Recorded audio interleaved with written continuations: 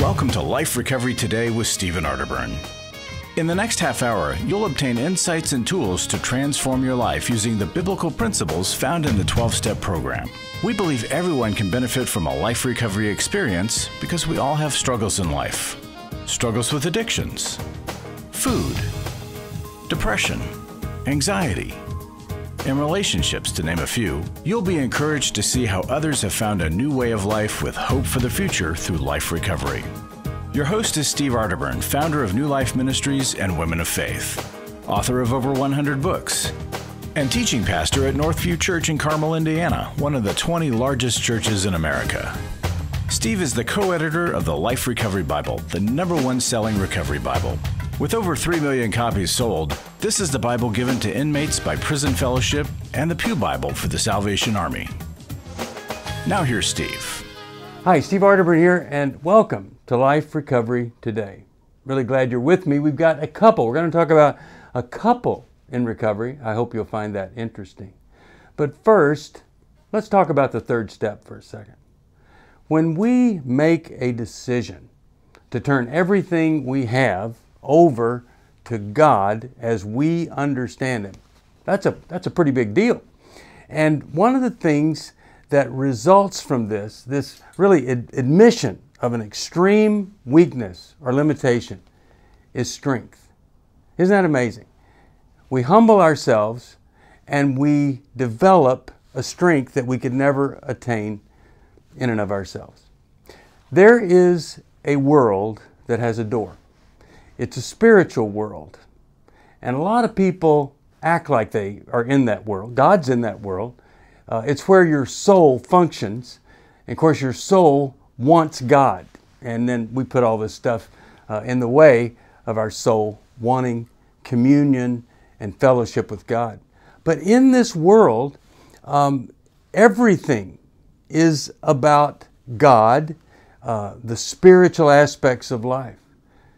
Not so much self-obsession, not so much self-pity, self-ridicule, not so much self, because it's spiritual. It has a door.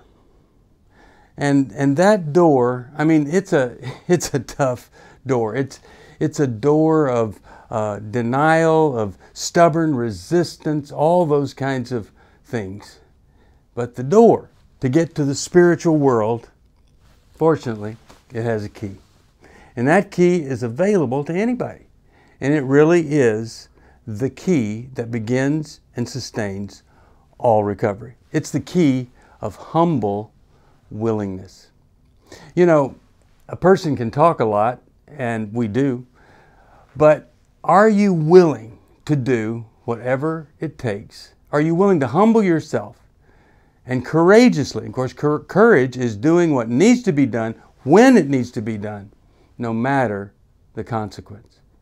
But when we do it, we develop a strength and we come to understand God in a totally different way. And that's the beginning of a whole new way of life. When we come back, we're going to talk with Michael and Kristen Cary. Both of them have been on separately. We said, well, why don't we just bring them back and let's talk about this thing called relationship and how that plays out in a recovering couple. So we'll take this break and come right back. I'm so glad you're with me for Life Recovery Today. Are you going through your struggles alone? Do you want someone to talk to help you through your pain? Do you feel like a failure when you relapse again, telling yourself, next time will be different? Don't walk this path alone anymore. Join a life recovery group today and be a person that your friends and family can be proud of.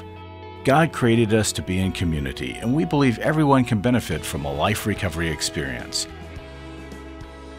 There are life recovery groups all over the country, and if there isn't one in your area, we can help you start one. Life Recovery brings recovery to you, right where you are. You'll take a journey with others to find healing and freedom. Whether you're looking to join a group or start one, New Life Ministries is here for you. Call us at 1-800-NEW-LIFE or visit liferecoverytoday.net.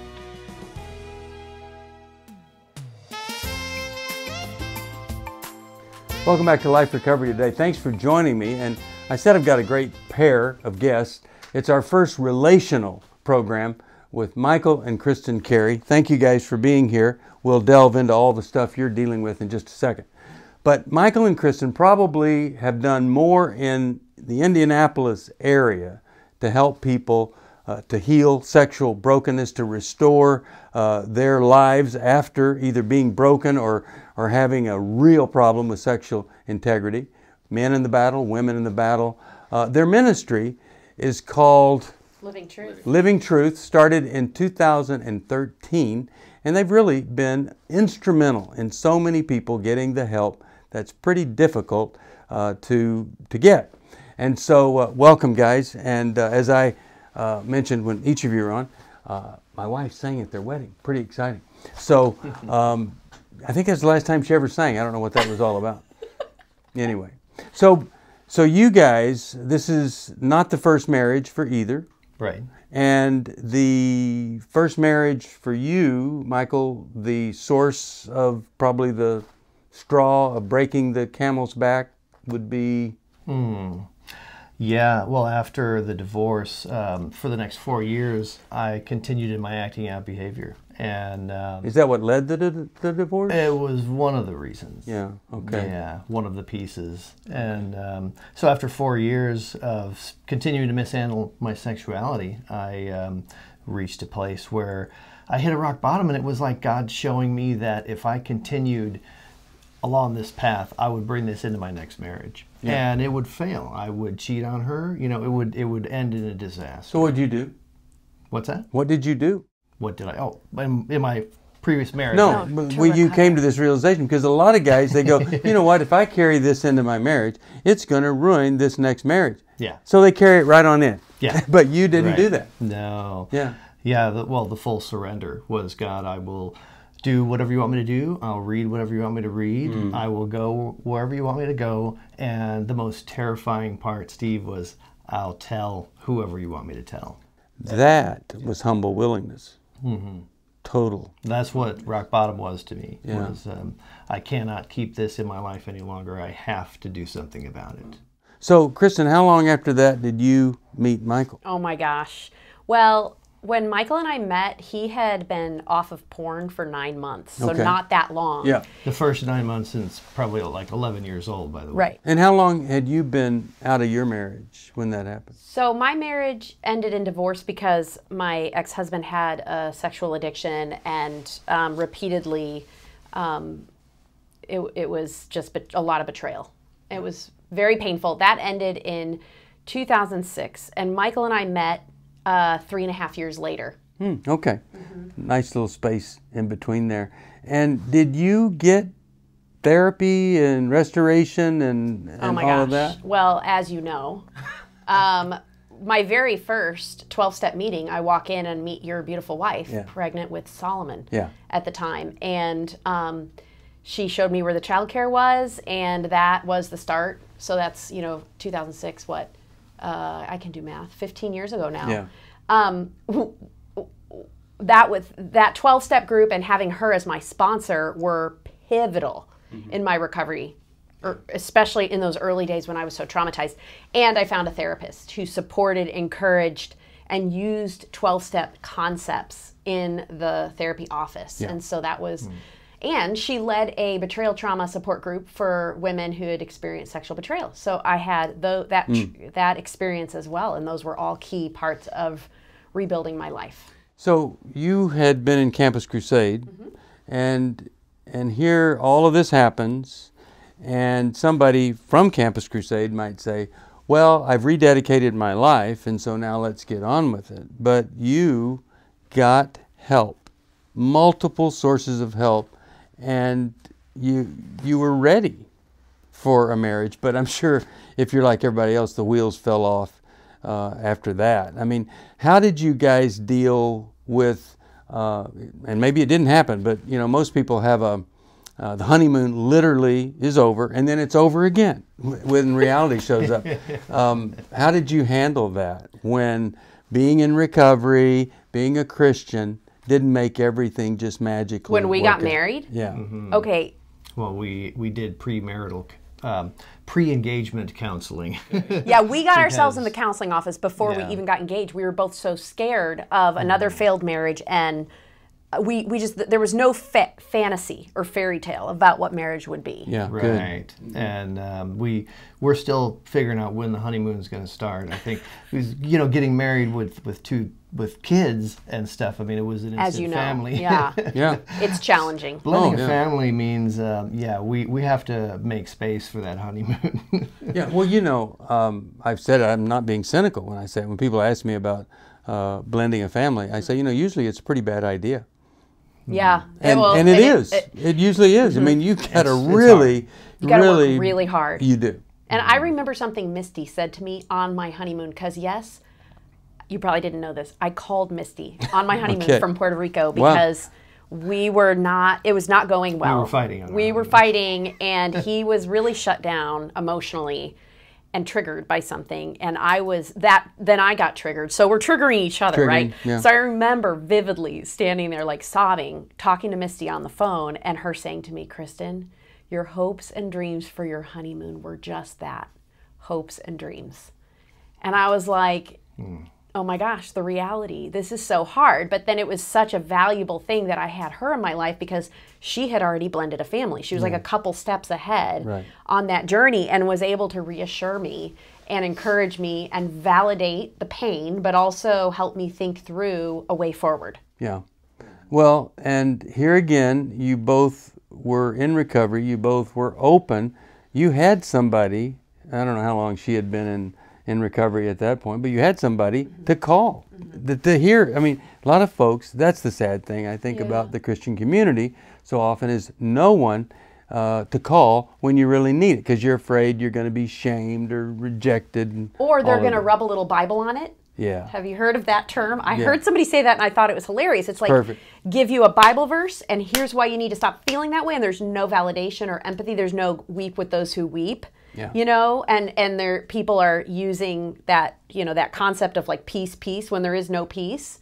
You know? My favorite is, hey, you know, when you became a Christian, you're a new creature, and so you shouldn't have to struggle with this kind of stuff. No allowance for our humanity. No, that's right. And I'm telling you, you don't have to read much in the Bible to discover that the folks in there were pretty human. Yeah. I mean. Crazy, but the guy that's supposed to head up the church says, I never met Jesus.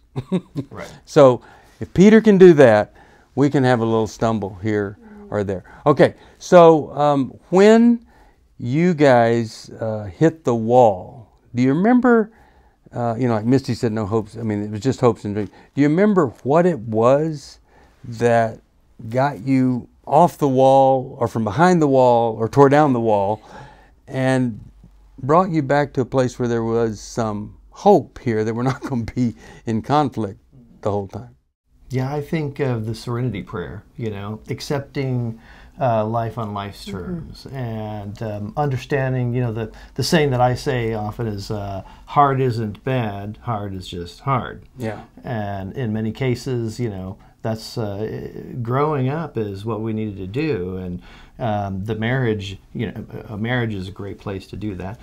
Yeah, it is. Well, I want to hear more about that. We're going to take a break. When we come right back, you know, hard is hard, harder than we ever dreamed it can be. And I have a way of making it even harder. We'll be back right after this. It's hard to find a trusted friend when you're in crisis, someone who's been there and understands, but who also has the training and skill to give you practical help. Family, friends, and churches want to help, but often they're not equipped to care for those dealing with problems like addiction and pornography, infidelity, anger, depression. New Life Ministries is here to provide help and hope in life's hardest places. We're not focused on making people feel better.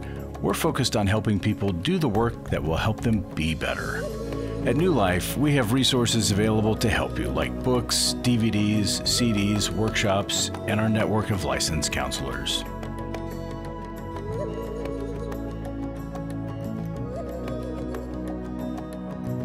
If you need help, call 1-800-NEW-LIFE and begin your new life today.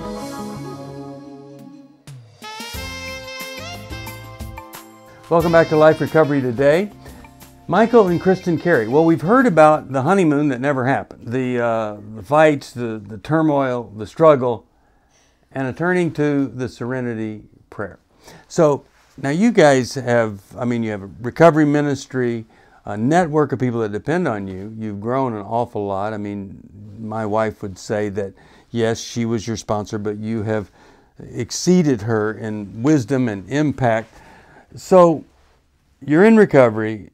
You still have conflict and stuff. How do you handle it differently than you did on your honeymoon when you're in tears because the hopes and dreams were on the floor? How do you handle it differently in a way that might help somebody who thought, well, coming to Jesus, well, that didn't help.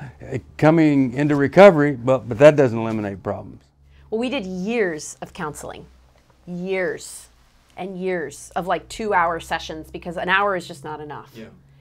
And then we would switch counselors if we felt like we were hitting a wall. So we did that as we built skills.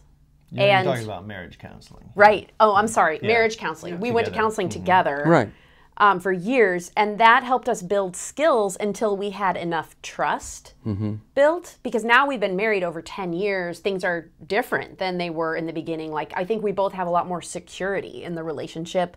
Like, we know each other and we have a track record of trust. Even when things are painful or trust gets broken in a moment, we know we can get back there, we can restore that. And so that's huge, the track record. But in order to get there, we had to go to years and years and years of counseling and then work to try to see the other person's perspective. Because a lot of our conflict comes when we're not able to see somebody else's perspective. And also learning to recognize when spiritual warfare is at play and is part of what is happening to try to turn us against each other, when we're listening to the deceptive voice of the enemy that we're each other's enemies when we're really not. And also to learn when we are triggering each other from old trauma, because sometimes if you have a really big reaction to something, if it's hysterical, it's historical. Right. And so, sometimes I think that can really help to know, this is more than just what's going on in the room, but I don't have to try to get him to see that. I just have to see it when that's what's going on for me, so that I can address my own trauma and pain. So continuing to work on ourselves individually too, I think, is a huge part of keeping our marriage great. I think the gift to the folks you work with is that you did have this struggle. I'm sure there is a couple that they marry and it's pretty easy. Like maybe in Utah, there's one couple or something somewhere, but it's not full of conflict. For whatever reason, they get along. They have a lot of easy time. Struggle here or there, kids mess up, but it's just not like what you've described or what I've been through. But what's great about you, but isn't great about other couples who struggle, you had resources, and you were reading recovery materials that has a real basic wisdom, and you were going to groups and getting your own counseling and then counseling together. That's a lot of resource, and I have to believe, given what you're saying, if you didn't have the resources, you wouldn't be together. But all of that coming together, you stay together. And people say, well, what are we going to do about this divorce rate? I say, well, we're going to help people feel free to have resources to get them through the tough times and to grow. What's a concept, maybe start with you, Michael, that helped you guys more maybe than anything, that came right out of recovery, that impacted your relationship? Not just how you felt about yourself or your connection with God, but you really felt like this concept that, if you were just going to Sunday school, maybe you wouldn't have stumbled onto it. Can you think of anything like that? Yeah, a couple things come to mind. Kristen mentioned the idea of if you're hysterical, it's historical. So understanding in the moment when I feel like she's the worst person that I know, it feels catastrophic. And when we come on the other side of that, and then I can look back and reflect on that. And if when we're talking about recovery, going through the steps and taking my own inventory and understanding how I can go back to making amends, really is just apologizing and owning my side of the street. Right. We really needed to see each other doing that. I needed to see her owning her side and me owning my side. So I think that that built trust, knowing that even though we're going to have these catastrophic moments where we think like it's over, like I'm moving out, we know, okay, this is temporary. This is bigger than it. This seems bigger than it really is. Yeah. So you had a perspective change, which a lot of people don't have. They think this is catastrophic. It's going to always be catastrophic, and they lose hope, and then they adopt a strategy that absolutely fails every time. What about you? What's a concept that really works? Well, riding off of Michael's coattails there is "Let it begin with me." So it's a recovery slogan, right? And so when I feel like he's the one who's wrong, he's the one who hurt me, and yet usually there's two sides of every street when there's conflict, right? Not always, but usually. If I hang on to that slogan, "Let it begin with me," then that's humility, right? Instead of like demanding out of my pride and arrogance that he be the one because his stuff is so much bigger. If I let it begin with me, and I love what Misty, I don't know if this is a slogan or I have her voice in my head with this term, but it's reach for humility, to reach for it. Yeah. It goes along with the "let it begin with me," because I might not feel like it. I might not want to. I might think he needs to be the one. That's not humility. That's demanding, entitlement, all that. And so if I'm going to humble myself and say the relationship is more important to me than being right or than getting what I want. Yeah. Or getting the apology I want, and I can move towards him, then it can do a lot to repair a relationship. I agree. If you were to have a conflict on the way home today, who would you call?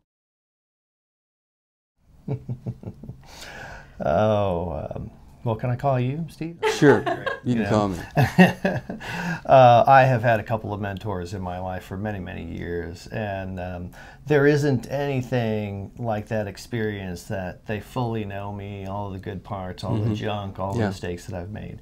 So to be able to call my mentor and just be able to talk, or texting sometimes when they're not available for a phone call.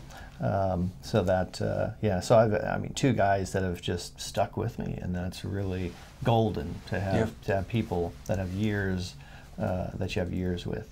Well, once again, it's you guys have resources, and I'm so grateful that you would come share the struggle and what to do. I think it would inspire somebody that is isolated and alone to pick up a phone, call. You can call us, 1-800-NEW-LIFE, whatever. But thanks for sharing that. Maybe you don't have resources, or maybe you just have to finally say the strategy you've chosen does not work. Maybe it's time to consider something different. So if you need some help, you call us at 1-800-NEW-LIFE and we'll help you with a new strategy. We'll come back, have a final comment or two right after this. Life recovery isn't just about making the courageous choice to give up an addiction or dependency. It's a journey towards health, wholeness, and becoming your very best you.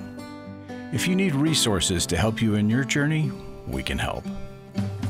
There are many life recovery resources that you can do on your own, with a group, or with your church.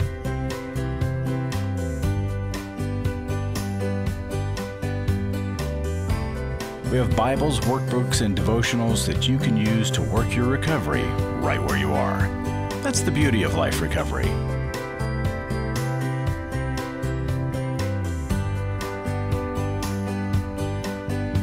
To learn more or to get the Life Recovery Bible or any other life recovery resource, visit liferecoverytoday.net or call us at 1-800-NEW-LIFE. 1-800-NEW-LIFE. Welcome back to Life Recovery Today. I am so grateful to Michael and Kristen and this great message of have resources, have people. If you don't, find them. Because when you don't have resources, things don't tend to get better. They tend to deteriorate very, very fast and hard and deep. In the book of Life Recovery, we started talking about these gifts that come out of recovery. And so we created this book that has all the gifts of recovery. And one of those gifts is the gift of clarity. Clarity, this sounds so silly, clarity can be really confusing. And I'll tell you why in just a second. But let me read a verse to you.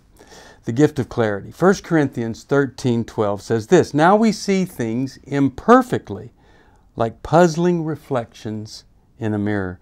But then we will see everything with perfect clarity." When you have clarity in your life, well, it's not only that you're not in denial, it goes even deeper than that. You don't need denial when you have clarity. But when you have it, it's kind of confusing to other people because you may have been duplicitous for a very, very long time. And then they see that something is happening. There's a change, but they're confused because they don't really know the source and they don't know if they can rely on it.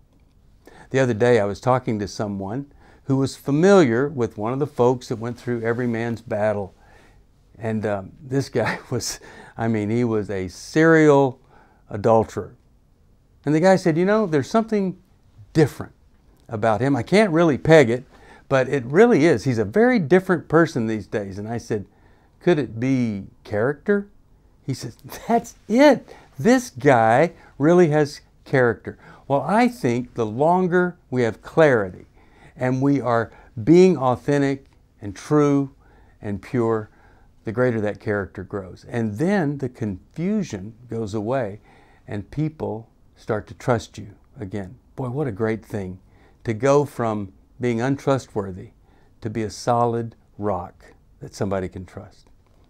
Thanks for joining me today. If you need any help, it's 1-800-NEW-LIFE. Grab yourself a Life Recovery Bible. It really can change everything because God's Word, it is powerful, especially when we need it in recovery. Thanks for joining us for Life Recovery Today with Stephen Arterburn. We hope this program has helped you integrate God's truth and wisdom into your recovery journey. This program is brought to you by New Life Ministries, and it's your support that keeps this program on the air. When you contact us for any reason, be sure to let us know that you watch on NRB. Call us at 1-800-NEW-LIFE or go to liferecoverytoday.net. Please join us again next week for more Life Recovery Today.